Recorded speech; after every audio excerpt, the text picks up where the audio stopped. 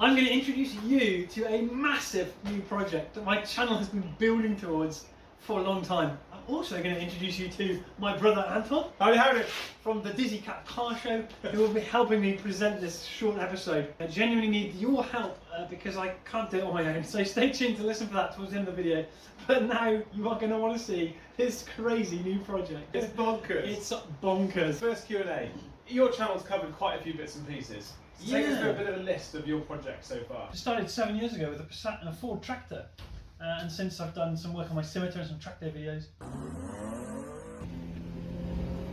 The restoration of the Series 3 Land Rover, which you saw this morning. And I bought a Discovery V8, most of you might have seen, and I restored or rebuilt the engine on that. So 20 episodes on it. Twice. Engine rebuild. Yeah, twice. Why did I buy a Discovery? Nobody knows yet. Nobody knows. That's why. This is the interesting point about this project, though, is that it's actually been going on behind the scenes for a couple of years. Yeah. And he's actually been struggling to keep it from you guys. Yeah. And I've mentioned it once or twice on my channel too. We have to tow something very heavy. This is the big reveal. Anybody who's watched all of my episodes will know probably what it is by now. There's something coming. This is the big reveal. For me, this is the big time, you know? This is my dream, well, it'd be my dream job, basically. Yeah. Yeah. Shall we? Let's do it. Let's have a look. This is my rolling road. Who owns the rolling road? What an absolutely bonkers bit of kit. So you've done some pretty mammoth projects in your time. Where did this come from? Why did you think this is a good idea? Well, I've always been absolutely, you know, like the guy in Fast and the Furious, you know, like engines calm me down, man. Yeah. I've always been fascinated with engines and the way they work and making changes to fueling and sparks and the effects of those things and on emissions and so on. Way back at university and ever since. When I got my scimitar on Dyno, it was a big moment for me, a real big deal, you know.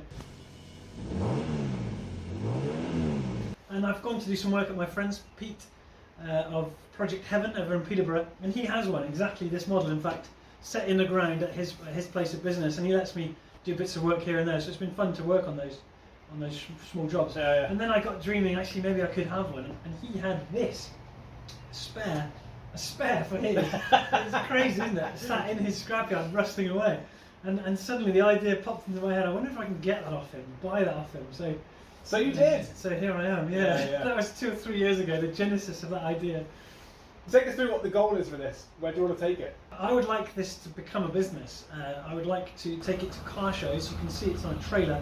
That is a very key aspect here. I would like to take it to car shows and do power runs. And that would be the beginning of it, really. I'd like to get into sort of blank canvas ECU mapping, you know, like I did in my scimitar. And now that's going to take some confidence building in me and customers, and I'm happy for that to come in the fullness of time. But yeah, I also thought I would love to make a YouTube aspect of this. Yeah. So just doing the business has got potential, but certainly a cap on its potential. But actually, YouTube has unlimited potential, but of course a much lower chance of success. But I definitely want YouTube to be a big aspect of this. That'd be really cool. Like you could take. Or you could do the whole mapping process, or just a power run and make like. Yeah, there's a lot of possibilities. There's a lot of YouTube videos of powerful cars going on dynos, and they get a lot of views. And I saw one the other day. It was a Merlin engine something, you know, a Spitfire engine thing, and it made a lot of noise. And then they didn't tell us what the friggin' power fail was. I want to address that, and maybe customers at car shows who are happy to be filmed, we could just do a 2-minute video of their car. Yeah. I think that's got great potential. And as you alluded to, I'd like to get projects going with it as well. Buy a little car. I mean, I could even do some work on my scimitar, but a little Ford Focus, I thought, and fit an ECU to it and do a whole suite of mapping, a series of videos to show that I know what I'm doing or not, and build some confidence in potential customers that way. And yeah, it's got a lot of potential in a lot of different directions. When you're keen, you know, one of the key things to a successful business, I think, is being keen. Well, I've got that in spades, as you can see. But other than that, I haven't got much else for business success. But we'll see. So you've alluded to it already, but this is actually, to me, a massive lump of metal stuck on a trailer. It is, and it was quite a technical challenge. How are you going to get cars? Yeah, well, on there. This thing, it transpires, I didn't know at the time, and there's a video coming up, but this weighs 1.9 tonnes as it is, without the kit on it. And the trailer is rated for 3 tonnes. The Discovery can tow 3 or 3.5. So I had to get the biggest capacity I could, hence the Discovery and this trailer, because I didn't know how heavy it was. So yeah, that's a big issue. I want it mobile for a couple of reasons. I live in a village and it will piss everyone off really quickly. And so I can't really have this as a business premises. I have to go and find places where I can make noise. And secondly, I can take it to the customer. Key point, I can take it to car shows, modified car shows. Yeah, yeah. So mobile is the unique selling point of this. There's quite a few rolling roads around the country now, but I wouldn't mind betting there's probably less than 10 in the country which are mobile. Yeah. So yeah, that is a USP for me. Yeah. So you've asked, how the hell are we going to get a car with it? As soon as you put a car on it, the trailer's overweight. Yeah. And so I've got to get this mounted on its own legs and have the trailer hanging off the bottom of it. Yeah. That's the key. Yeah, yeah. So I'm going to be fitting legs in here and that side. I'm going to incline the trailer slightly. The ramps sloping down, quite a long length of ramps because it's quite high. I'm going to take the wheels off completely so I can get it a little bit lower and bolt it all together. So it'll take a little setup, an hour or two setup beforehand, and then it will be a stationary above ground safe rolling road. You know? Yeah, yeah, yeah. And the beauty of it is, when it's not floor mounted, I will have plenty of access here to get straps on over axles and things, you know. Yeah, yeah, yeah. And tie ratchet straps down and things. So yeah, that is the unique selling point of this rolling road, and the only way I can make it work really. That's very cool. But Yeah. it looks a little rusty and old. No, it's brand new. Oh, right. This is how they come. Yeah, This is how they come. You got to pay extra for paint. So why didn't you, when you thought to do a rolling road business, go and buy a new one? Yeah, because they cost a fortune. Okay. The cheapest one you can get your hands on, without the brake, without this bit, is £17,000. The cheapest one I can find with a brake is 27 grand. Wow. And that's not on a trailer. It's not mobile. It might be lighter and easier to lift on and off a trailer, but it's not a mobile unit. So this I managed to come across for a couple of grand. So the kind of, it's cheap. That's the key. I got it cheap, and it was an opportunity. I was never going to have this other than the fact that my mate had it. I jumped on the opportunity. You know, it was never going to happen. You know. Yeah, yeah. But we're going to put more money into it. We're not going to cut corners. It will be very nice, and it will be very saleable. And I'll keep these lips so it can still be ground mounted. Yeah. In case the business doesn't work, and that's the key. We're not borrowing any money. We're not spending money in the kitchen where we should be. We're not borrowing any money. If it doesn't work, we can shift it on and at least make our money back. If not make some money, because when it's done, it will be a fantastic bit of kit. The only downside being two-wheel drive, not four. But other than that, it'll be some of the best you can get. You know. Yeah. So having said that, why is it? Why is it so good? Why is it so good? It's so good for a number of reasons. You get single roller and two roller, and I don't wish to go into there's pros and cons of both. Yeah, this is a two roller, but it has this belt. So you can imagine if it didn't have this belt, and the brake here is resisting the engine a lot, you tend to get the wheels spinning on this roller, and not here, because this roller's not doing anything, it's just spinning around. So you've taken half the car's weight and you've put it on something you're not measuring power against. Make sense? Yeah. So the fact that this has the belt connecting the two means that the wheels would have to slip on this and on this before you get a false reading and the wheels spin. So that by itself means you can really measure an awful lot of power. And the other thing is, I won't be using the brake very much at car shows because you just do an acceleration run. So the computer measures how rapidly you accelerate the rollers, and it can figure out the torque at any RPM based on that acceleration rate, which varies. You know. Yeah. So you want heavy rollers, because if you had very light rollers, even your little 1 litre micro could accelerate them very quickly. Yeah. So the measure becomes inaccurate. So the heavier these are, the more accurate. The more accurate you are for a more powerful car. Yeah. There's at least a ton of these full rollers of rotating mass. So that, the belt, and of course the dream, the brake. the thing which allows mapping, is the brake. Yeah.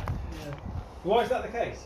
Well, when you have a blank canvas ECU fitted to a car which you've modified highly, you have to tell that ECU how much fuel to put in that engine, right? Yeah.